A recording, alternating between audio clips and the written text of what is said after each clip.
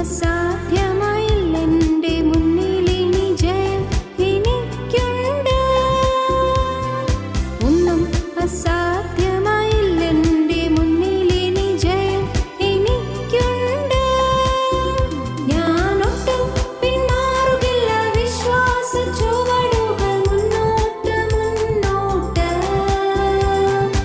ആരെല്ലാം എതിർത്താലും എന്തെല്ലാം ഭവിച്ചാലും പിന്മാറുകില്ല ഇനി ഞാൻ. അധികാരത്തോടെ ഇനി കൽപ്പിക്കും ഞാൻ, പ്രതികൂലങ്ങൾ മാറിപ്പോകും. ഒന്നും അസാധ്യമായില്ലെൻ്റെ മുന്നിലിനി ജയം എനിക്കുണ്ട്.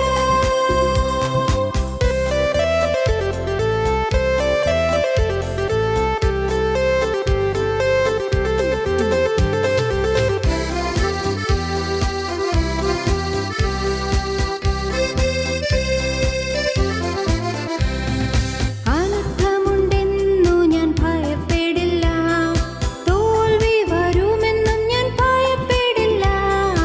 അനർത്ഥമുണ്ടെന്നു ഞാൻ ഭയപ്പെടില്ല, തോൽവി വരുമെന്നും ഞാൻ ഭയപ്പെടില്ല. ശത്രു ജയിക്കുമെന്നു ഭാവി നശിക്കുമെന്നു ഇനിമേൽ ഞാൻ ഭയപ്പെടില്ല. ശത്രു ജയിക്കുമെന്നു ഭാവി നശിക്കുമെന്നു ഇനിമേൽ ഞാൻ ഭയപ്പെടില്ല. ഞാനൊട്ടും പിന്മാറുകില്ല, വിശ്വാസ ചുവടുകൾ മുന്നോട്ട് മുന്നോട്ട്. ആരെല്ലാം എതിർത്താലും എന്തെല്ലാം ഭവിച്ചാലും പിന്മാറുകില്ല ഇനി ഞാൻ. അധികാരത്തോടെ ഇനി കൽപ്പിക്കും ഞാൻ, പ്രതികൂലങ്ങൾ മാറിപ്പോകും. ഒന്നും അസാധ്യമായില്ലെൻ്റെ മുന്നിലിനി ജയം എനിക്കുണ്ട്.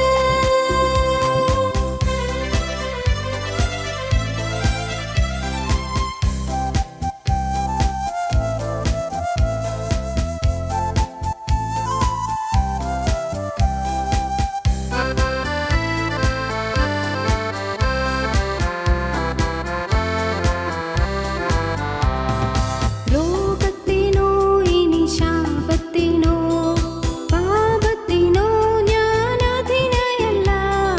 രോഗത്തിനോ ഇനി ശാപത്തിനോ പാപത്തിനോ ഞാൻ അധീനയല്ല. സാത്താന്യ ശക്തി എന്മേൽ, ശാപബന്ധനത്തിന്മേൽ ജയം എനിക്കുണ്ട്. ഞങ്ങളും ക്രൂശിക്കപ്പെട്ട ക്രിസ്തുവിനെ പ്രസംഗിക്കുന്നു. ദൈവ തിരുനാമത്തിന് മഹത്വം ഉണ്ടാകട്ടെ. ഉൽപ്പത്തി പുസ്തകം 49 അധ്യായം 22 വാക്യം മുതൽ ഞാൻ നിങ്ങളെ വായിച്ച് കേൾപ്പിക്കാം. യോസേപ്പ് ഫലപ്രദമായ ഒരു വൃക്ഷം, നീരുറവിനരികെ ഫലപ്രദമായ ഒരു വൃക്ഷം തന്നെ. അതിൻ്റെ കൊമ്പുകൾ മതിലിന്മേൽ പടരുന്നു. വില്ലാളികൾ അവനെ വിഷമിപ്പിച്ചു, അവർ എയ്തു അവനോട് പൊരുതു. അവൻ്റെ വില്ല് ഉറപ്പോടെ നിന്നു. അവൻ്റെ ഭുജം യാക്കോബിൻ വല്ലഭൻ്റെ കയ്യാൽ ബലപ്പെട്ടു, ഇസ്രായേലിൻ്റെ പാറയായ ഇടയൻ്റെ നാമത്താൽ തന്നെ. നിൻ പിതാവിൻ്റെ ദൈവത്താൽ അവൻ നിന്നെ സഹായിക്കും, സർവശക്തനാൽ തന്നെ. അവൻ മീതെ ആകാശത്തിൻ്റെ അനുഗ്രഹങ്ങളാലും താഴെ കിടക്കുന്ന ആഴത്തിൻ്റെ അനുഗ്രഹങ്ങളാലും മുലയുടെയും ഗർഭത്തിൻ്റെയും അനുഗ്രഹങ്ങളാലും നിന്നെ അനുഗ്രഹിക്കും. നിൻ പിതാവിൻ്റെ അനുഗ്രഹങ്ങൾ എൻ ജനകന്മാരുടെ അനുഗ്രഹങ്ങൾക്ക് മീതെ ശാശ്വത ഗിരികളുടെ അറ്റത്തോളം പ്രബലപ്പെട്ട് അവ യോസേപ്പിൻ്റെ തലയിലും തൻ്റെ സഹോദരന്മാരിൽ പ്രഭുവായവൻ്റെ നെറുകയിലും വരും. അപ്പനായ യാക്കോബ് തൻ്റെ ഓമനപുത്രനായ യൗസേപ്പിനെ അനുഗ്രഹിക്കുകയാണ്. അനുഗ്രഹം ചെയ്യാൻ തുടങ്ങുമ്പോൾ, അനുഗ്രഹം പകരാൻ തുടങ്ങുമ്പോൾ, അനുഗ്രഹത്തിൻ്റെ വചസ്സുകൾ നാവിലൂടെ ഉതിർന്നു വീഴുമ്പോൾ അപ്പൻ വാചാലനാവുകയാണ്. അപ്പൻ വാക്കുകൾക്ക് പഞ്ഞമില്ലാതെ സമൃദ്ധിയായി മകനെ അനുഗ്രഹിക്കുകയാണ്. പ്രിയപ്പെട്ടവരെ, മാതാപിതാക്കളുടെ അനുഗ്രഹം വാങ്ങുന്നത് നല്ലതാണ്. അപ്പൻ്റെയും അമ്മയുടെയും അനുഗ്രഹം നാം ഭൂമിയിൽ വെച്ച് തന്നെ സമ്പാദിക്കുന്നത് വലിയ ഭാഗ്യമാണ്.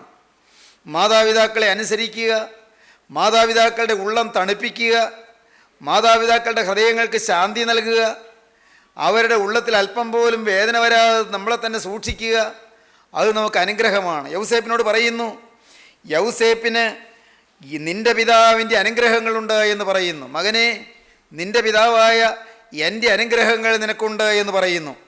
മാത്രമല്ല, നിൻ പിതാവിൻ്റെ അനുഗ്രഹങ്ങൾ എൻ ജനകന്മാരുടെ അനുഗ്രഹങ്ങൾക്ക് മീതെ ശാശ്വത ഗിരികളുടെ അറ്റത്തോളം പ്രബലപ്പെട്ട് അവ യോസേപ്പിൻ്റെ തലയിലും തൻ്റെ സഹോദരന്മാരിൽ പ്രഭുവായവൻ്റെ നെറുകയിലും വരും. മകനെ, എൻ്റെ അനുഗ്രഹങ്ങൾ നിൻ്റെ മേലുണ്ട്, എൻ്റെ പിതാക്കന്മാരുടെ അനുഗ്രഹങ്ങൾ നിൻ്റെ മേലുണ്ട്, എൻ ജനകന്മാരുടെ അനുഗ്രഹങ്ങൾ നിൻ്റെ തലമേലുണ്ട്. എൻ്റെ അനുഗ്രഹങ്ങളും എൻ്റെ പിതാക്കന്മാരുടെ അനുഗ്രഹങ്ങളും നിൻ്റെ നെറുകയിലുണ്ട്. ഇതാ എൻ്റെ അനുഗ്രഹങ്ങൾ നിൻ്റെ മൂർധാവിൽ പകരുകയാണ്, നിൻ്റെ ശിരസിലേക്ക് ഒഴുകുകയാണ്, നിൻ്റെ നെറുകയിൽ പതിക്കുകയാണ്. പ്രിയപ്പെട്ടവരെ, മരിക്കാറായി കിടക്കുന്ന യാക്കോബ്, മരണാസന്നനായി കിടക്കുന്ന യാക്കോബ്, ഗോത്രത്തലവനായ ഗോത്രപിതാക്കന്മാരുടെ അപ്പനായ യാക്കോബ് തൻ്റെ പ്രിയമകനായ യോസേപ്പിനെ അനുഗ്രഹിച്ചുകൊണ്ട് പറയുന്ന വാക്കുകളിൽ തുടിച്ചു നിൽക്കുന്ന സ്നേഹവും ദൈവാനുഗ്രഹത്തിൻ്റെ പ്രകർഷവും നാം കാണുമ്പോൾ ദൈവത്തെ നാം മഹത്വപ്പെടുത്തും. സ്നേഹിതരെ, നമ്മുടെ ജീവിതത്തിൽ ദൈവത്തിൻ്റെ അനുഗ്രഹം വേണം, പിതാക്കന്മാരുടെ അനുഗ്രഹം വേണം, നമ്മുടെ മാതാപിതാക്കളുടെ അനുഗ്രഹം വേണം, ജനകന്മാരുടെ അനുഗ്രഹം വേണം, പൂർവികരുടെ അനുഗ്രഹം വേണം. നമ്മുടെ ഓരോരുത്തരുടെയും ജീവിതത്തിൽ ദൈവിക അനുഗ്രഹങ്ങൾ ലഭിക്കുന്നതോടൊപ്പം നമ്മുടെ പ്രിയപ്പെട്ട മാതാപിതാക്കന്മാരുടെയും പ്രപിതാമഹന്മാരുടെയും പിതാമഹന്മാരുടെയും അനുഗ്രഹം നാം നേടുക, അതൊരു മഹാഭാഗ്യമാണ്. നാം ഇവിടെ കാണുന്നു, യൗസേപ്പിൻ്റെ തലയിൽ അനുഗ്രഹം വരുന്നു എന്ന് പറഞ്ഞിട്ട് അപ്പനായ യാക്കോബ് പറയുകയാണ്, മോനെ, നിനക്ക് ഞാനൊരു പുതിയ പേര് തരികയാണ്. എന്താണ് പേര്? തൻ്റെ സഹോദരന്മാരിൽ പ്രഭുവായി തൻ്റെ മകനെ അപ്പൻ കാണുകയാണ്. അപ്പൻ്റെ മുഖപക്ഷമാണോ അത്? അപ്പന് പക്ഷഭേദമുണ്ടോ? ഇല്ല. ഒരു ഭക്തനായ പിതാവിന് പക്ഷഭേദം ഉണ്ടാവുകയില്ല. ദൈവവൈതലായ ഒരു പുരുഷന് തൻ്റെ മക്കളെക്കുറിച്ച് പക്ഷഭേദത്തോടെ ചിന്തിക്കാൻ സാധ്യമല്ല. പക്ഷഭേദം ഉണ്ടെങ്കിൽ, മുഖപക്ഷം ഉണ്ടെങ്കിൽ, മക്കളെക്കുറിച്ച് മുഖപക്ഷത്തോടെ ചിന്തിക്കുമെങ്കിൽ ആ പിതാവിൽ അതൊരു പാപമായിരിക്കും. അനുഗ്രഹീതനായൊരു പിതാവ് പാപത്തിനിടം കൊടുക്കുകയില്ലല്ലോ. ഇവിടെ യൗസേപ്പിനെ തൻ്റെ സഹോദരന്മാരിൽ പ്രഭുവായി അപ്പൻ അനുഗ്രഹിക്കുകയാണ്. എന്താണ് കാരണം? അപ്പൻ സ്വർഗത്തിലെ ദൈവം കാണുന്ന കാര്യം മകനെ അറിയിക്കുകയാണ്. സ്വർഗത്തിലെ ദൈവം അവിടെ നിന്നാണ് വിധിക്കുന്നത്, അവിടെ നിന്നാണ് നിർണയിക്കുന്നത്, അവിടെ നിന്നാണ് വിധി കൽപ്പിക്കുന്നത്, അവിടെ നിന്നാണ് ഭാവി കാണുന്നത്, അവിടെ നിന്നാണ് അനുഗ്രഹിക്കുന്നത്. എല്ലാ അനുഗ്രഹങ്ങളും നല്ല ദാനവും സ്വർഗീയ പിതാവിങ്കിൽ നിന്ന്, നന്മകളുടെ വിളനിലമായ സ്വർഗീയ പിതാവിൽ നിന്ന് വരുന്നു എന്ന് വേദപുസ്തകം പറയുന്നുണ്ട്, ഈ തിരുവെഴുത്ത് അനുശാസിക്കുന്നുണ്ട്. പ്രിയപ്പെട്ടവരെ, സ്വർഗീയ പിതാവിൻ്റെ അനുഗ്രഹങ്ങൾ, ദൈവത്തിൻ്റെ അനുഗ്രഹങ്ങൾ. എനിക്ക് ഈ വാക്കുകളെ പറയുമ്പോൾ നിങ്ങളോട് വളരെ എളിയ ഒരു അപേക്ഷയുണ്ട്. നിങ്ങളുടെ ജീവിതത്തിലേക്ക് ഇപ്പോൾ നിങ്ങൾ ദയവായും തിരിഞ്ഞു നോക്കണം. ഇതുവരെയും അപ്പൻ്റെയും അമ്മയുടെയും അനുഗ്രഹം നിങ്ങൾ പ്രാപിച്ചിട്ടുണ്ടോ? ദൈവത്തിൻ്റെ അനുഗ്രഹം നിങ്ങൾ പ്രാപിച്ചിട്ടുണ്ടോ? ഇല്ലെങ്കിൽ പ്രിയപ്പെട്ടവരെ, നിങ്ങൾ തളരരുത്, നിരാശപ്പെടരുത്. ഈ നിമിഷം നിങ്ങളതിനായി നിങ്ങളെ തന്നെ സമർപ്പിക്കുക. കർത്താവേ, എൻ്റെ ജീവിതത്തിൽ കഴിഞ്ഞ കാലങ്ങൾ പാഴായിപ്പോയി. എൻ്റെ ദൈവമേ, എനിക്ക് തിരുത്താൻ വയ്യ. ഇനി എനിക്ക് മാറ്റം വരുത്താൻ അവസരം നഷ്ടപ്പെട്ടു. എൻ്റെ അപ്പൻ എന്നെ വിട്ടുപോയി, എൻ്റെ അമ്മ എന്നെ വിട്ട് മരണം വഴിയായി അപ്പുറം ലോകത്തേക്ക് കടന്നുപോയി. പിതാവേ, സ്വർഗീയ പിതാവേ, എൻ്റെ കഴിഞ്ഞ കാലത്തെ പാപങ്ങൾ, എൻ്റെ കടങ്ങൾ എൻ്റെ മേൽ ഓർക്കല്ലേ. എൻ്റെ മാതാപിതാക്കളെ ദുഃഖിപ്പിച്ചത് എൻ്റെ മേൽ കണക്കിടല്ലേ. എൻ്റെ അപ്പൻ്റെ ഹൃദയത്തെ നൊമ്പരപ്പെടുത്തിയത്, അമ്മയുടെ ഹൃദയത്തെ വേദനപ്പെടുത്തിയത്, എൻ്റെ കർത്താവേ, അവരുടെ ഹൃദയത്തിൽ മുറിവുണ്ടായത് എൻ്റെ മേൽ കണക്കിടല്ലേ. നാഥ, ഇന്ന് ഞാൻ എൻ്റെ സന്നിധിയിൽ എന്നെ തന്നെ സമർപ്പിച്ചുകൊണ്ട് ഈ നിമിഷം മുതൽ ഒരു പുതിയ ജീവിതം നയിക്കുമെന്ന് ഞാൻ നിന്നോട് വാക്ക് പറയുകയാണ്. ദൈവസന്നിധിയിൽ നിങ്ങൾ, ദൈവത്തിൻ്റെ സന്നിധാനത്തിങ്കൽ നിങ്ങൾ ഇപ്പോൾ വ്യക്തമായ ഒരു തീരുമാനം എടുക്കുകയും നിങ്ങളുടെ ജീവിതത്തിലെ പാകപ്പിഴകളെ തിരുത്തിക്കൊണ്ട് ഒരു പുതിയ തീരുമാനം കുറിക്കുകയും ചെയ്യുക. കർത്താവേ, ഇന്നു മുതൽ ജീവനുള്ള ദൈവത്തെ സ്നേഹിച്ചും ദൈവത്തെ ആരാധിച്ചും ദൈവത്തിൻ്റെ ഉള്ളം തണുപ്പിച്ചും മാതാപിതാക്കളെ ഹൃദയത്തിൽ ആശ്വാസം നൽകിയും ഞാൻ ഇന്നു മുതൽ ഒരു പുതിയ ജീവിതം നയിക്കുമെന്ന് നിങ്ങൾ ദൈവത്തോട് പറയുക. സ്നേഹിതരെ, അനുഗ്രഹം നിങ്ങളുടെ തലമേൽ സമൃദ്ധിയായി പകരും. ഇനിയും അനുഗ്രഹം നിങ്ങൾക്ക് ലഭിക്കും. എൻ്റെ അനുഗ്രഹങ്ങൾ നഷ്ടപ്പെടുത്തിയല്ലോ എന്ന് പറഞ്ഞ് ആരും നിരാശപ്പെടേണ്ട. നിങ്ങളുടെ ജീവിതത്തിൽ അനുഗ്രഹത്തിൻ്റെ സമൃദ്ധി നിങ്ങൾക്ക് മടങ്ങി വരും. അനുഗ്രഹത്തിൻ്റെ വലിയ കുത്തൊഴുക്ക് നിങ്ങൾക്ക് ലഭിക്കും. അനുഗ്രഹത്തിൻ്റെ ആ നിറപടിയായ സ്വർഗീയ പ്രവാഹത്തിൻ്റെ ആ കുളിർമയിൽ നിങ്ങൾക്ക് ആശ്വാസം കണ്ടെത്താൻ കഴിയും. എന്തോ ഒരു മഹാഭാഗ്യമാണ് പ്രിയരെ. യാക്കോബ് യൗസേപ്പിനെ അനുഗ്രഹിക്കുകയാണ്. യൗസേപ്പ് ഫലപ്രദമായ ഒരു വൃക്ഷം, നീരുറവിനരികെ ഫലപ്രദമായ ഒരു വൃക്ഷം തന്നെ. അതിൻ്റെ കൊമ്പുകൾ മതിലിന്മേൽ പടരുന്നു എന്നാണ് യാക്കോബിനെ അപ്പൻ അനുഗ്രഹിക്കുന്നത്. ദാവീദ് രാജാവ് സങ്കീർത്തനം എഴുതുമ്പോൾ 1-ാമത്തെ സങ്കീർത്തനത്തിൽ ദാവീദ് രാജാവ് പറയുന്നുണ്ട്. എന്താണ് പറയുന്നത്? യഹോവയുടെ ന്യായപ്രമാണത്തിൽ സന്തോഷിച്ച് അവൻ്റെ ന്യായപ്രമാണത്തെ രാപ്പകൽ ധ്യാനിക്കുന്നവൻ ഭാഗ്യവാൻ. അവൻ ആറ്റരികത്ത് നട്ടിരിക്കുന്നതും തക്ക കാലത്ത് ഫലം കായ്ക്കുന്നതും ഇലവാടാത്തതുമായ വൃക്ഷം പോലെ ഇരിക്കും. അവൻ ചെയ്യുന്നതൊക്കെയും സാധിക്കും. ആരാണ് ആറ്റരികത്ത് നട്ടിരിക്കുന്ന ഫലപ്രദമായ ഇലവാടാത്ത വൃക്ഷം പോലെ ഇരിക്കുന്നത്? ദുഷ്ടന്മാരുടെ ആലോചന പ്രകാരം നടക്കാതെയും പാപികളുടെ വഴിയിൽ നിൽക്കാതെയും പരിഹാസികളുടെ ഇരിപ്പിടത്തിൽ ഇരിക്കാതെയും യഹോവയുടെ ന്യായപ്രമാണത്തിൽ സന്തോഷിച്ച് അവൻ്റെ ന്യായപ്രമാണത്തെ രാപ്പകൽ ധ്യാനിക്കുന്നവൻ ഭാഗ്യവാൻ. ആരാണത്? അവൻ്റെ നടപ്പ് ദുഷ്ടന്മാരുടെ ആലോചന പ്രകാരമല്ല. നടപ്പിൽ ക്രമമുണ്ട്, നടപ്പിൽ ശ്രദ്ധയുണ്ട്, നടപ്പിൽ സൂക്ഷ്മതയുണ്ട്, നടപ്പിൽ പാകപ്പഴ പറ്റുന്നില്ല, ദുഷ്ടന്മാരുടെ ആലോചന പ്രകാരം നടക്കുന്നില്ല. ഇനി നിൽപ്പെങ്ങനെയാണ്? പാപികളുടെ വഴിയിൽ നിൽക്കുന്നില്ല. ഇരിപ്പെങ്ങനെയാണ്? പരിഹാസികളുടെ ഇരിപ്പിടത്തിൽ ഇരിക്കുന്നില്ല. പിന്നെ എന്തിലാണ് സന്തോഷം? യഹോവയുടെ ന്യായപ്രമാണത്തിലാണ് സന്തോഷം. പിന്നെ എന്താണ് ധ്യാനിക്കുന്നത്? ദൈവത്തിൻ്റെ ന്യായപ്രമാണത്തെ രാപ്പകൽ ധ്യാനിക്കും. അതുകൊണ്ട് അവൻ ഭാഗ്യവാനാകും. അവന് കിട്ടുന്ന അനുഗ്രഹം എന്താണ്?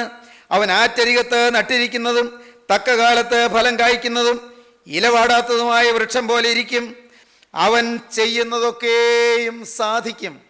എന്തോ ഒരു അനുഗ്രഹമാണ് പ്രിയരെ ഈ ഭാഗ്യകരമായ അനുഭവം. ഇലവാടാത്ത വൃക്ഷം പോലെ ഇരിക്കുന്നത്, ഫലം കായ്ക്കുന്ന നല്ല ഫലവൃക്ഷമായിരിക്കുന്നത്, തക്ക കാലത്ത് ഫലം കായ്ക്കുന്ന വൃക്ഷം പോലെ ഇരിക്കുന്നത്, ആറ്റരികത്ത് നട്ടിരിക്കുന്ന വൃക്ഷം പോലെ ഇരിക്കുന്നത്. ആ ഭാഗ്യമാണ് യൗസേപ്പിന് ലഭിച്ചത്. യിരെമ്യാ പ്രവാചകൻ പറയുമ്പോൾ അത് ഒരു പടി കൂടി കടന്നു പറയും. യിരെമ്യാ പ്രവാചകന്റെ പുസ്തകം 17-ാം അധ്യായം 5-ാം വാക്യം മുതൽ നമുക്ക് വായിക്കാം. യഹോവ ഇപ്രകാരം അരുളി ചെയ്യുന്നു, മനുഷ്യനിൽ ആശ്രയിച്ച് ജഡത്തെ തൻ്റെ ഭുജമാക്കി ഹൃദയം കൊണ്ട് യഹോവയെ വിട്ടുമാറുന്ന മനുഷ്യൻ ശപിക്കപ്പെട്ടവൻ. ദൈവത്തെ വിട്ടുമാറുന്നവൻ അനുഗ്രഹമില്ല, അവന് ശാപമാണ്. അവൻ മരുഭൂമിയിലെ ചൂരച്ചെടി പോലെയാകും. നന്മ വരുമ്പോൾ അതിനെ കാണാതെ മരുഭൂമിയിലെ വരണ്ട പ്രദേശങ്ങളിലും നിവാസികളില്ലാത്ത ഉവർനിലത്തിലും പാർക്കും. 7-ഉം 8-ഉം വാക്യങ്ങൾ എന്താണ് പറയുന്നത്? യഹോവയിൽ ആശ്രയിക്കുകയും യഹോവ തന്നെ ആശ്രയമായിരിക്കുകയും ചെയ്യുന്ന മനുഷ്യൻ ഭാഗ്യവാൻ. യഹോവയിൽ ആശ്രയിക്കുകയും യഹോവ തന്നെ ആശ്രയമായിരിക്കുകയും ചെയ്യുന്ന മനുഷ്യൻ ഭാഗ്യവാൻ. അവൻ വെള്ളത്തിനരികെ നട്ടിരിക്കുന്നതും ആറ്റരികെ വേരൂന്നിയിരിക്കുന്നതുമായ വൃക്ഷം പോലെയാകും. അവൻ വെള്ളത്തിനരികെ നട്ടിരിക്കുന്നതും ആറ്റരികെ വേരൂന്നിയിരിക്കുന്നതുമായ വൃക്ഷം പോലെയാകും. ഉഷ്ണം തട്ടുമ്പോൾ അത് പേടിക്കുകയില്ല, അതിൻ്റെ ഇല പച്ചയായിരിക്കും. വരൾച്ചയുള്ള കാലത്തും വാട്ടം തട്ടാതെ ഫലം കായ്ച്ചു കൊണ്ടിരിക്കും. എന്തനുഗ്രഹീതമായ അവസ്ഥ! വരൾച്ചയുടെ കാലത്തും വാട്ടം തട്ടുകയില്ല. കാരണം അത് നദീതീരത്താണ്, ആറ്റരികെ നട്ടിരിക്കുകയാണ്. അതിൻ്റെ വേരുകൾ ജലസമൃദ്ധിയിലേക്ക് പകർന്നു ചെല്ലുകയാണ്. അനുഗ്രഹ സമൃദ്ധി. സ്നേഹിതരെ, യൗസേപ്പിന് അനുഗ്രഹത്തിൻ്റെ സമൃദ്ധി അപ്പൻ വാഗ്ദാനം ചെയ്തു. യൗസേപ്പിൻ്റെ ഭാവിയെക്കുറിച്ച് അപ്പൻ അനുഗ്രഹിച്ച് പറയുന്നത് എന്താണ്? നിന്റെ പിതാവിൻ്റെ ദൈവത്താൽ അവൻ മീതെ ആകാശത്തിൻ്റെ അനുഗ്രഹങ്ങളാലും താഴെ കിടക്കുന്ന ആഴത്തിൻ്റെ അനുഗ്രഹങ്ങളാലും മുലയുടെയും ഗർഭത്തിൻ്റെയും അനുഗ്രഹങ്ങളാലും നിന്നെ അനുഗ്രഹിക്കും. നിനക്ക് സന്തതികളും സന്തതി പരമ്പരകളും ഉണ്ടാകും. അനുഗ്രഹീതരായ സന്തതി പരമ്പരകൾ നിന്നിലുണ്ടാകും. നിന്റെ തലമുറകൾ അനുഗ്രഹിക്കപ്പെടും. മകനെ, നീ മാത്രമല്ല, നിന്റെ തലമുറകൾ അനുഗ്രഹിക്കപ്പെടും.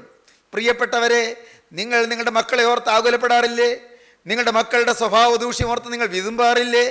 നിങ്ങളുടെ മക്കൾക്ക് ശ്രദ്ധയില്ലാതെ, അവർ അല്പം പോലും ദൈവഭയമില്ലാതെ, അവർ സൂക്ഷ്മതയില്ലാതെ, അവർക്ക് ജാഗ്രതയില്ലാതെ, അവരുടെ വിലയേറിയ ജീവിതം നഷ്ടപ്പെടുത്തുന്നല്ലോ എന്നോർത്ത് നിങ്ങളുടെ ഹൃദയം വേദനിക്കാറില്ലേ?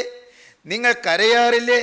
അവർ എല്ലാം മുടിച്ചു കളയുന്നത് കാണുമ്പോൾ നിങ്ങൾക്ക് വിഷമം തോന്നാറില്ലേ? അവർ പഠിക്കാതെ ഉഴപ്പുമ്പോൾ, അവർ ജീവിതം താറുമാറാക്കി കളയുമ്പോൾ, അവർ മദ്യത്തിൻ്റെയും കഞ്ചാവിൻ്റെയും പിന്നാലെ ഓടുമ്പോൾ നിങ്ങളുടെ ഹൃദയം ഏങ്ങലടിക്കാറില്ലേ? നിങ്ങൾ നെടുവീർപ്പോടിരുന്ന് കരയാറില്ലേ? ഉണ്ട്, സത്യം. എന്നാൽ പ്രിയപ്പെട്ടവരെ, മക്കൾ അനുഗ്രഹിക്കപ്പെടാൻ എന്തു വേണം? മക്കളുടെ സ്വഭാവം മാറാൻ എന്തു വേണം? മക്കൾക്കൊരു രൂപാന്തരം കിട്ടാൻ എന്തു വേണം? വരുംകാല തലമുറകൾ അനുഗ്രഹിക്കപ്പെടാൻ എന്തു വേണം? അതിനായിട്ട് നീ ചെയ്യേണ്ടത് എന്താണ്? പ്രിയപ്പെട്ടവരെ, നിന്റെ പിതാക്കന്മാരുടെ അനുഗ്രഹം നീ വാങ്ങിക്കൊള്ളുക. നിന്റെ പിതാക്കന്മാരുടെ ഉള്ളത്തെ നീ തണുപ്പിച്ചു കൊള്ളുക. നിന്റെ പൂർവ്വ പിതാക്കന്മാരെ നീ ആദരിച്ചു കൊള്ളുക. നിന്റെ അപ്പനെയും അമ്മയെയും നീ ആദരിച്ചു കൊള്ളുക. സ്വർഗീയ പിതാവിൻ്റെ അനുഗ്രഹം നിന്റെ തലമേൽ വാങ്ങിക്കൊള്ളുക. സ്വർഗീയ രാജാധിരാജൻ്റെ അനുഗ്രഹ സമൃദ്ധി നിന്റെ നെറുകയിൽ നീ ഏറ്റുവാങ്ങിക്കൊള്ളുക. സ്നേഹിതരെ, മക്കളും അനുഗ്രഹിക്കപ്പെടും. ദൈവത്തിൻ്റെ അനുഗ്രഹം കിട്ടിയാൽ അതിനതിരില്ല, അതിനതിർത്തിയില്ല. പ്രിയപ്പെട്ടവരെ, അതിനളവില്ല. അമർത്തി കുലുക്കി കവി എന്നൊരു നല്ല അളവായി അനുഗ്രഹം സമൃദ്ധിയായി ദൈവം നമുക്ക് തരും. അമർത്തും, പിന്നെ കുലുക്കും. അമർത്തി കുലുക്കി പിന്നെ കവിയുമാറാക്കും. പ്രിയപ്പെട്ടവരെ, ദൈവത്തിൻ്റെ വലിയ നാമം മഹത്വപ്പെടട്ടെ. ദൈവത്തിന് സ്തോത്രം. ഞാൻ ഓർക്കുന്നുണ്ട് രസകരമായൊരു കാര്യം. ഞാൻ കണ്ടു നിന്നിട്ടുണ്ട്. പണ്ട് പാടത്തു നിന്ന് നെല്ല് കൊയ്ത് കൊണ്ടുവരുമ്പോൾ നെല്ല് മെതിച്ച് അമ്മ നെല്ല് കൊയ്ത് കൊണ്ടുവരുന്നവർക്ക് അതിൻ്റെ പതമ്പ് കൊടുക്കും. അത് പതമ്പെന്നാണ് പറയും. പദം കൊടുക്കുക അല്ലെങ്കിൽ പതമ്പ് കൊടുക്കുമെന്ന് പറയും. ഈ നാട്ടിലെ ഭാഷ പതമ്പ് കൊടുക്കുക എന്നാണ്. അന്ന് അത് അളക്കുമ്പോൾ ഈ തൂണിയിലാണ് അളക്കുന്നത്. പ്രിയപ്പെട്ടവരെ, ഈ തൂണിയിൽ അളക്കുമ്പോൾ അത് നല്ലപോലെ അങ്ങ് അമർത്തും. എന്നിട്ട് നല്ലപോലെ ഒന്ന് കുലുക്കും, ഒന്ന് പിടിച്ച് കുലുക്കും വീണ്ടും കൊള്ളാനായിട്ട്. എന്നിട്ട് അത് കവിഞ്ഞ് 4 ഭാഗത്തേക്കും ചുറ്റും ഇങ്ങനെ ഒഴുകിപ്പോകുമാറാക്കിയിട്ടാണ് അവർക്ക് അളന്നു കൊടുക്കുന്നത്. ദൈവത്തിൻ്റെ വലിയ നാമം മഹത്വപ്പെടട്ടെ. ഭൂമിയിലെ മനുഷ്യൻ, ഈ ഭൂമിയിലെ സാധുവായൊരു സ്ത്രീ, ഈ ഭൂമിയിലെ സാധുവായൊരു മനുഷ്യൻ വേലക്കാർക്ക് അമർത്തിക്കുലുക്കി കവിയുന്നത് ഒരു നല്ല അളവായി കൊടുക്കുമ്പോൾ, പ്രിയപ്പെട്ടവരെ, അത് വേറൊരു വലിയ കാര്യത്തിലേക്ക് വിരൽ ചൂണ്ടുന്നതായി ഞാൻ അനുഭവിച്ചു. എന്താണെന്നോ, അമർത്തിക്കുലുക്കി കവിയുന്നു ഒരു നല്ല അളവായി സ്വർഗത്തിലെ ദൈവം എനിക്ക് അനുഗ്രഹങ്ങൾ തന്നു. ദൈവത്തിന് സ്തോത്രം. സ്വർഗത്തിലെ ദൈവം എനിക്ക് മാതാപിതാക്കളിൽ നിന്ന് വന്നതായ ആ അനുഗ്രഹം എൻ്റെ മേൽ ദൈവം പകർന്നു തന്നു. ഞാൻ നിങ്ങളോട് പറയട്ടെ, നിങ്ങൾ അനുഗ്രഹ സമൃദ്ധിയുള്ളവരാകുവീൻ. യൗസേപ്പിന് അനുഗ്രഹം സമൃദ്ധമായി ലഭിച്ചു. യൗസേപ്പിന് അപ്പൻ്റെ അനുഗ്രഹം ലഭിച്ചു, സ്വർഗീയ പിതാവിൻ്റെ അനുഗ്രഹം ലഭിച്ചു, പിതാക്കന്മാരുടെ ജനകന്മാരുടെ അനുഗ്രഹം ലഭിച്ചു, അബ്രഹാമിൻ്റെ അനുഗ്രഹം, അബ്രഹാമിൻ്റെ മകനായ ഇസ്ഹാക്കിൻ്റെ അനുഗ്രഹം പോരാ, ഇസ്ഹാക്കിൻ്റെ മകനായ യാക്കോബിൻ്റെ അനുഗ്രഹം, ഇതെല്ലാം യൗസേപ്പിന് ലഭിച്ചു.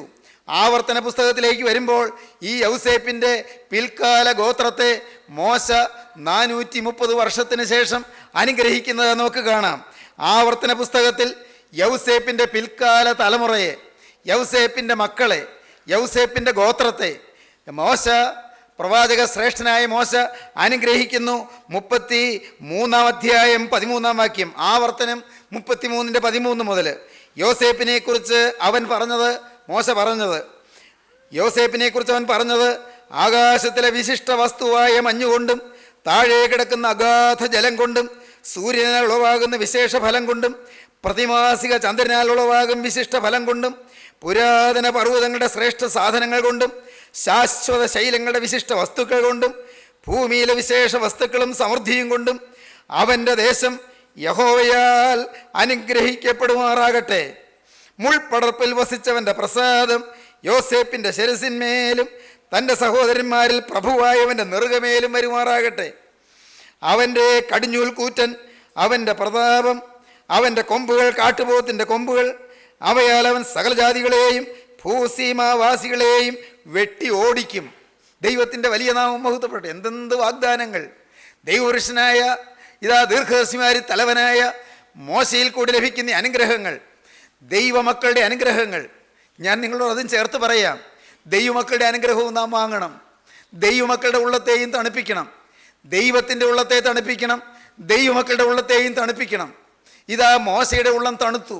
യൗസേപ്പിനെയും യൗസേപ്പിൻ്റെ സന്തതി പരമ്പരകളെയും നോക്കി പ്രവാചക ശ്രേഷ്ഠനായ മോശയുടെയും ഉള്ളം തണുത്തു. മോശയുടെയും ഹൃദയം ആശ്വസിച്ചു. മോശ യൗസേപ്പിനെക്കുറിച്ച്, യൗസേപ്പിൻ്റെ ഗോത്രത്തെക്കുറിച്ച് അനുഗ്രഹത്തിൻ്റെ സമൃദ്ധി പകർന്നുകൊണ്ട് പറയുന്നത്, അപ്പനായി യാക്കോബുണ്ട്. വർഷങ്ങൾക്ക് മുമ്പ് 430 വർഷം മുൻപ് യൗസേപ്പിനോട് പറഞ്ഞ അതേ വാക്ക് എന്താണ്? തൻ്റെ സഹോദരന്മാരിൽ പ്രഭുവായവൻ്റെ നെറുകമേലും വരുമാറാകട്ടെ. മുൾപടർപ്പിൽ വസിച്ചവൻ്റെ പ്രസാദം. മോശയ്ക്ക് അത് നല്ല പരിചയമാണ്, മോശയ്ക്ക് അത് നല്ല ഓർമ്മയാണ്. 80 വർഷം മുൻപ് മോശ ജീവനുള്ള ദൈവത്തിൻ്റെ വചനം കേട്ട് മിസ്രയീം കൊട്ടാരം വിട്ടിറങ്ങി. ഇത് പറയുമ്പോൾ മോശയ്ക്ക് 120 വയസ്സാണ്. 80 വർഷം മുൻപ് 40ാമത്തെ വയസ്സിൽ മോശ മിസ്രയീമിലെ ഫറോ രാജാവിൻ്റെ കൊട്ടാരം വിട്ടിറങ്ങി. 40 വർഷം കൊട്ടാരത്തിൽ രാജകുമാരനെ പോലെ വളർന്നു. എന്നാൽ ദൈവത്തിൻ്റെ അരുളപ്പാട് ലഭിച്ചപ്പോൾ തൻ്റെ സഹോദരന്മാരെ ചെന്ന് കാണണമെന്ന് മനസ്സിൽ തോന്നി. മിസ്രയീമിലെ നിക്ഷേപങ്ങളെക്കാൾ ക്രിസ്തുവിനെ നിന്ന വലിയ ധനമെന്നെണ്ണി ക്രിസ്തുവിന് നിന്ന വഹിച്ചുകൊണ്ട് മോശ കൊട്ടാര കെട്ടുകളും അന്തപ്പുരങ്ങളും അരമനകളും വിട്ട് അങ്ങ് പാവപ്പെട്ട അടിമവേല ചെയ്ത് വലയുന്ന ഇസ്രായേൽ ജനത്തിൻ്റെ മധ്യത്തിലേക്ക് ഇറങ്ങിച്ചെന്നു. അത് കഴിഞ്ഞു. പിന്നെയും വർഷങ്ങൾ മുന്നോട്ട് പോയി. 40 വർഷം പിന്നെയും പിന്നിട്ടു. വയസ്സ് 80. 80ാമത്തെ വയസ്സിൽ അമ്മായപ്പനായി യിത്രോവിൻ്റെ ആടുകളെ മേയിച്ചുകൊണ്ട് സീനായി മലയുടെ ചെരുവിലെ മുൾപടർപ്പുകളുടെ ഇടയിലൂടെ നടക്കുമ്പോൾ, മുൾച്ചെടികളുടെ ഇലകൾ ഈ ആടുകൾ തിന്നുകയും അതിൻ്റെ കൊമ്പുകൾ ചാച്ചെടുത്ത് ഇലകൾ മാത്രം, തളിരകൾ മാത്രം തിന്നുകയും ഇടയ്ക്ക് പുല്ല് മേഞ്ഞുകൊണ്ട് ഈ ആടുകൾ നടക്കുകയും ചെയ്യുമ്പോൾ മോശ ഒരു കാഴ്ച കണ്ടു. ഒരു മുൾപടർപ്പിൽ തീ കത്തിക്കൊണ്ടിരിക്കുന്നു. എങ്ങനെയാണ് തീ കത്തുന്നത്? തീ കത്തുന്നുണ്ടെങ്കിലും മുൾപടർപ്പിന് കേടില്ല, ആ മുൾച്ചെടിക്ക് കേടുവരുന്നില്ല, അത് കത്താതെ നിൽക്കുന്നു. പക്ഷേ തീ കത്തുന്നു. ഇതെന്തൊരു കാഴ്ച! തീ കത്തുന്നുണ്ട്, പക്ഷെ അതിന് കേടുവരുന്നില്ല. പ്രിയപ്പെട്ടവരെ, സ്വർഗത്തിലെ തീ കത്തിയാൽ അങ്ങനെയാണ്. ഈ ആളത്വത്തിൽ സ്വർഗത്തിൻ്റെ അഗ്നി ഇറങ്ങിയാൽ അങ്ങനെയാണ്. കേടുവരികയല്ല, ഐശ്വര്യം വളരുകയാണ്. ദൈവജനമേ, നിങ്ങൾ ഓരോരുത്തരും ആഗ്രഹിക്കുവീൻ സ്വർഗത്തിൻ്റെ തീ നിങ്ങളുടെ ഹൃദയത്തിൽ കത്തുവാൻ. ജീവനുള്ള പരിശുദ്ധ റൂഹായുടെ തീയ്, ജീവനുള്ള പരിശുദ്ധാത്മാവിൻ്റെ തീയ് നിങ്ങളുടെ ഹൃദയത്തിൽ കത്തിയാളുവാൻ നിങ്ങൾ കൊതിപൂണ്ട് പ്രാർത്ഥിപ്പീൻ. കർത്താവേ, നിന്റെ സ്വർഗീയ അഗ്നി എന്നിൽ കത്തുമ്പോൾ, എൻ്റെ സിരകളിൽ കത്തുമ്പോൾ സിരകൾക്ക് കേടുവരികയല്ല, സിരകൾക്ക് വിശുദ്ധി വരികയാണ് ചെയ്യുന്നത്. സിരകളിലൂടെ ഒഴുകിക്കൊണ്ടിരിക്കുന്ന രക്തം പരിശുദ്ധമായി തീരുകയാണ് ചെയ്യുന്നത്. കർത്താവേ, ഗോകുൽത്തായിൽ ചിന്തിയ പുണ്യാഹ രക്തം, നാഥാ, നിന്റെ ചങ്ക് തുറന്നൊഴുകിയ ആ ജീവന്റെ രക്തം എൻ്റെ സിരകളിലൂടെ ഒഴുകി എന്നെ വിശുദ്ധീകരിക്കണമേ. എൻ്റെ ഹൃദയത്തെ മാറ്റണമേ, എൻ്റെ സ്വഭാവത്തെ മാറ്റണമേ, എൻ്റെ ക്രോധാവേശത്തെ മാറ്റണമേ, എൻ്റെ കോപത്തെ മാറ്റണമേ. എൻ്റെ ഹൃദയത്തിൽ നിന്റെ സ്നേഹം പകരണമേ. സ്നേഹത്തിൻ്റെ അഗ്നി എന്നിൽ കത്തണമേ. പ്രിയപ്പെട്ടവരെ, പരിശുദ്ധാത്മാവിൻ്റെ അഗ്നി സ്നേഹത്തിൻ്റെ അഗ്നിയാണ്. പരിശുദ്ധാത്മാവിൻ്റെ അഗ്നി സമാധാനത്തിൻ്റെ അഗ്നിയാണ്. പരിശുദ്ധാത്മാവിൻ്റെ അഗ്നി പാപത്തെ കത്തിച്ച് കളയുന്ന അഗ്നിയാണ്. പരിശുദ്ധാത്മാവിൻ്റെ അഗ്നി മനുഷ്യ ജീവിതത്തെ രൂപാന്തരപ്പെടുത്തുന്ന അഗ്നിയാണ്. പരിശുദ്ധാത്മാവിൻ്റെ അഗ്നി മനുഷ്യൻ്റെ ഹൃദയത്തിൽ ശാന്തി പകരുന്ന അഗ്നിയാണ്. പരിശുദ്ധാത്മാവിൻ്റെ അഗ്നി മനുഷ്യ ജീവിതത്തിൽ പ്രശാന്തി നിലയമാക്കി മനുഷ്യനെ രൂപാന്തരപ്പെടുത്തി വാർത്തെടുക്കുന്ന പുതുജീവൻ പകരുന്ന അഗ്നിയാണ് പരിശുദ്ധാത്മാവിൻ്റെ അഗ്നി. പ്രിയപ്പെട്ടവരെ, നമുക്ക് പുതിയ പ്രത്യാശ തരുന്ന അഗ്നിയാണ്, പുതിയ സ്നേഹം തരുന്ന അഗ്നിയാണ്, പുതിയ പ്രതീക്ഷ തരുന്ന അഗ്നിയാണ്, പുതിയ സന്തോഷം പകരുന്ന അഗ്നിയാണ്. പരിശുദ്ധാത്മാവിൻ്റെ അഗ്നി നമ്മുടെ ഓരോരുത്തരുടെയും ജീവിതത്തിൽ തലമുറകളിലേക്ക് കത്തിപ്പടരുന്ന അനുഗ്രഹത്തിൻ്റെ വിലപ്പെട്ട അഗ്നിയാണ്. ഈ സമയം നിങ്ങൾ ഓരോരുത്തരും ഓർക്കുവീൻ, കർത്താവേ, ഈ അഗ്നി എൻ്റെ മേലൊന്ന് പകരണമേ. മോശ കണ്ട മുൾപടർപ്പിൽ പ്രത്യക്ഷനായ ആ സ്വർഗീയ അഗ്നി ഇന്ന് എൻ്റെ മേലൊന്ന് പകരണമേ. എന്നെ ഞാനല്ലാതാക്കി ഒന്ന് മാറ്റണമേ, എൻ്റെ സ്വഭാവം മാറ്റണമേ. നാഥാ, ഈ അഗ്നി ഇറങ്ങുമ്പോൾ എൻ്റെ പാപം മാത്രമല്ല, എൻ്റെ രോഗവും കത്തിച്ച് കളയണമേ, എൻ്റെ ബലഹീനതകൾ കത്തിച്ച് കളയണമേ, എൻ്റെ ഭൂതാവേശങ്ങൾ കത്തിച്ച് കളയണമേ, എൻ്റെ കലിയും കോപവും ക്രോധവും എൻ്റെ കൊള്ളരുതാത്ത സ്വഭാവങ്ങളും കത്തിച്ച് കളയണമേ, എൻ്റെ വാശിയും പിണക്കവും വൈരാഗ്യവും കത്തിച്ച് കളയണമേ. നാഥാ, ഈ അഗ്നി എൻ്റെ മേൽ ഇറങ്ങി എൻ്റെ സ്വഭാവം മാറ്റി എന്നെ ക്രിസ്തുവിൻ്റെ സ്വഭാവമുള്ളവനാക്കി മാറ്റണമേ, ക്രിസ്തുവിൻ്റെ ഛായയുള്ളവനാക്കി മാറ്റണമേ, ക്രിസ്തുവിൻ്റെ മനസ്സുള്ളവനാക്കി മാറ്റണമേ. ദൈവമക്കളെ, നിങ്ങൾ പ്രാർത്ഥിപ്പീൻ. ഇപ്പോൾ മോശ പറയുകയാണ്, മുൾപടർപ്പിൽ വസിച്ചവന്റെ പ്രസാദം യോസേപ്പിന്റെ ശിരസിന്മേലും തൻ്റെ സഹോദരന്മാരിൽ പ്രഭുവായവന്റെ നെറുകമേലും വരുമാറാകട്ടെ. ദൈവത്തിന് സ്തോത്രം. എന്തോ ഒരു അനുഗ്രഹമാണ് വരുന്നത്. മുൾപടർപ്പിൽ വസിച്ചവന്റെ പ്രസാദം. ദൈവത്തിന് സ്തോത്രം. എൻ്റെ 80ാമത്തെ വയസ്സിൽ മുൾപടർപ്പിൽ വസിക്കുന്നവനെ ഞാൻ നേരിട്ട് കണ്ടതാണെന്നാണ് മോശയുടെ ഓർമ്മ. മുൾപടർപ്പിൽ വസിക്കുന്നവനെ നേരിട്ട് ഞാൻ കണ്ടെത്തി. അങ്ങനെ മുൾപടർപ്പിൽ വസിക്കുന്നവൻ്റെ അവൻ്റെ പ്രസാദം എന്ത് എന്ന് ഞാൻ അറിഞ്ഞു. പിന്നെയുള്ള 40 കൊല്ലം അതിശയങ്ങളുടെ കൊല്ലങ്ങളായിരുന്നു. എൻ്റെ ജീവിതത്തിൽ 80-ാമത്തെ വയസ്സ് മുതൽ 120-ാമത്തെ വയസ്സ് വരെയുള്ള ഒടുവിലത്തെ 40 കൊല്ലം ഐശ്വര്യത്തിൻ്റെ കാലങ്ങളായിരുന്നു. 600,000 നയിക്കുന്നതിൻ്റെ കാലങ്ങളായിരുന്നു. മോശയ്ക്ക് ഓർക്കാൻ പ്രിയപ്പെട്ടവരെ, എന്തോ ഒരു അനുഗ്രഹമാണ്. 6 ലക്ഷം പേരെ നയിച്ചുകൊണ്ട് മിസ്രയീമിൽ നിന്ന് അവരെ പുറപ്പെടുവിച്ച് ചെങ്കടൽ കടത്തി സീനായി മരുഭൂമിയിലൂടെ നടത്തി അങ്ങ് കാദേശ് ബർന്നേവരെയും കൊണ്ടുവന്ന് കനാൻ നാട് നോക്കിക്കാണുന്ന, കനാൻ നാട് ഇക്കരെ നിന്നുകൊണ്ട് അക്കരെ കാണുന്ന സ്വർഗീയ വിഷന്റെ, സ്വർഗീയ ദർശനത്തിൻ്റെ അത്ഭുതകരമായ അതിശയകരമായ അനുഭൂതിയാണ് ഈ അഗ്നി എനിക്ക് പ്രദാനം ചെയ്തത്. പ്രിയപ്പെട്ടവരെ, മോശയ്ക്ക് ഓർമ്മയുണ്ട്. മോശ ഇത് കാണുകയാണ്. കാദേശ് ബർന്നേയിൽ ആ നെബോ പർവ്വതത്തിൻ്റെ മുകളിൽ പിസ്ഗായുടെ ചെരിവിൽ ദൈവപുരുഷനായ മോശ നിന്നുകൊണ്ട് മോശ അനുഗ്രഹം പകരുകയാണ് യൗസേപ്പിൻ്റെ തലമേൽ, യൗസേപ്പിൻ്റെ നെറുകമേൽ. ആരുടെ അനുഗ്രഹം? മോശയുടെ അനുഗ്രഹം മാത്രമല്ല, സ്വർഗീയനാഥൻ്റെ അനുഗ്രഹം. ദൈവമക്കളെ, നിങ്ങൾ ഓരോരുത്തരും അനുഗ്രഹിക്കുന്നവരാകുവീൻ. നിങ്ങൾ ഓരോരുത്തരും നിങ്ങളുടെ മക്കളെ അനുഗ്രഹിക്കുന്നവരാകുവീൻ, നിങ്ങളുടെ ഭാര്യയെ അനുഗ്രഹിക്കുന്നവരാകുവീൻ, ഭർത്താവിനെ അനുഗ്രഹിക്കുന്നവരാകുവീൻ, മാതാപിതാക്കളെ ആശ്വസിപ്പിക്കുന്നവരാകുവീൻ, വരുന്ന തലമുറയെ അനുഗ്രഹിക്കുന്നവരാകുവീൻ. പ്രിയപ്പെട്ടവരെ, നിങ്ങൾ ഇന്ന് ശാപവാക്കുകൾ വരല്ലേ, ശാപം നിങ്ങളിൽ നിന്ന് പുറപ്പെടല്ലേ, നിങ്ങൾ പ്രാഗല്ലേ, നിങ്ങൾ ശപിക്കല്ലേ. അനേകർ ഈ വാക്കുകളെ കേൾക്കുമ്പോൾ തിരിഞ്ഞു നോക്കിയാൽ കാണാം, എന്നെ തന്നെ ഞാൻ ശപിച്ചതാണ് കർത്താവേ, ഞാൻ മരിച്ചാൽ മതിയെന്ന് ഞാൻ ഓർത്തതാണ്, ഞാൻ എന്തിനും ജനിച്ചു, ഞാൻ എന്തിനും ജീവിച്ചു എന്ന് ഓർത്തതാണ്. മാപ്പ് തരണമേ, ഞാനിതാ എന്നെ തന്നെ നിനക്ക് തരുന്നു, എന്നെ തന്നെ നിന്റെ സന്നിധിയിലേക്ക് ഏൽപ്പിക്കുന്നു. എനിക്ക് അനുഗ്രഹം വേണം എൻ്റെ കർത്താവേ. എൻ്റെ ശാപത്തിൻ്റെ കാലങ്ങൾ ഇതാ തീരുന്നു, ഇതാ ഞാൻ ഒരു പുതിയ ജീവിതം തുടങ്ങുന്നു. ഞാൻ എന്നെ തന്നെ നിന്റെ കരങ്ങളിലേക്ക് തരുന്നു, ഒരു പുതിയ ജീവിതം. നാഥാ, ക്രൂസിൽ നീ കാണിച്ച മാതൃകപ്രകാരമുള്ള സ്നേഹത്തിൻ്റെ ഒരു പുതുജീവിതം ഇവിടെ ഞാനിതാ ആരംഭം കുറിക്കുന്നു. ഒരു പുതിയ മനുഷ്യനായി ഞാനിതാ ജീവിക്കുന്നു. ദൈവത്തോട് വാക്ക് പറയുവീൻ, ദൈവകരങ്ങളിലേക്ക് ഏൽപ്പിക്കുവീൻ, തിരുരക്തത്തിൻ്റെ ശക്തി അനുഭവിക്കുവീൻ. സ്വർഗീയ അഗ്നിയുടെ പ്രഭാവലയത്തിൻ്റെ തേജസ്സിൽ നിങ്ങൾ ആമോദം കൊണ്ട് ആർപ്പിടുവീൻ. സന്തോഷിപ്പീൻ ദൈവജനമേ, ആനന്ദിപ്പീൻ, ദൈവത്തെ സ്തോത്രം ചെയ്യുവീൻ. സ്തുതിയുടെയും ഘോഷത്തിൻ്റെയും ശബ്ദം നീതിമാന്മാരുടെ കൂടാരങ്ങളിലുണ്ട്. നീതിമാന്മാരുടെ കൂടാരങ്ങളിൽ മഹത്വത്തിൻ്റെ രക്ഷയുടെയും ശബ്ദമെന്ന് ദാവീദ് മുഖാന്തരം പരിശുദ്ധ റൂഹ പാടി. പ്രിയപ്പെട്ടവരെ, ദാവീദ് മുഖാന്തരം അന്ന് പരിശുദ്ധ റൂഹ പാടിയ സ്തുതിയുടെ ആർപ്പിൻ ഘോഷം നിങ്ങളുടെ ഹൃദയത്തിൽ നിറയട്ടെ. നമുക്ക് പ്രാർത്ഥിക്കാം. സ്നേഹം നിറഞ്ഞ പിതാവേ, ഈ അനുഗ്രഹീത നിമിഷങ്ങൾക്കായി സ്തോത്രം. സ്വർഗീയ പിതാവേ, എല്ലാവരെയും അനുഗ്രഹിക്കണമേ. കർത്താവേ, എല്ലാവരുടെയും ഹൃദയത്തിൽ നിന്ന് ശാപവും ദോഷവും മാറ്റിക്കളയണമേ. സ്വർഗീയ അഗ്നി ഓരോരുത്തരുടെ തലമേൽ ഇറങ്ങണമേ. സ്വർഗീയ കൃപകളും അനുഗ്രഹങ്ങളും വരപ്രസാദങ്ങളും ഓരോരുത്തരുടെയും നിറകമേൽ വന്ന് പതിയണമേ. യേശുവേ, കുരിശിൽ നീ തന്ന നിത്യജീവന്റെ അനുഗ്രഹത്താൽ എല്ലാവരെയും വാഴ്ത്തണമേ. അവിടുത്തെ രണ്ടാമത്തെ വരവിന് വേണ്ടി ഒരുക്കണമേ. ഭാരത്തോടിരിക്കുന്നവരെ ആശ്വസിപ്പിക്കണമേ. രോഗികളെ താങ്ങണമേ. ദുഃഖത്തിലിരിക്കുന്നവർക്ക് സമാധാനം കൊടുക്കണമേ. കടബാധ്യതയിൽ വലയുന്നവരെ എൻ്റെ കരുണയുള്ള കർത്താവ് ഒന്ന് സന്ദർശിച്ച് അത്ഭുതകരമായ പരിഹാരം നൽകണമേ. എല്ലാവരെയും അനുഗ്രഹിച്ച് കുടുംബശാന്തിയും ഹൃദയശാന്തിയും നൽകണമേ. തിരുനാമം മഹത്വപ്പെടുത്തണമേ. യേശുക്രിസ്തുവിൻ്റെ സ്നേഹം നിറഞ്ഞ നാമത്തിൽ തന്നെ. ആമീൻ. ഹല്ലേലൂയ.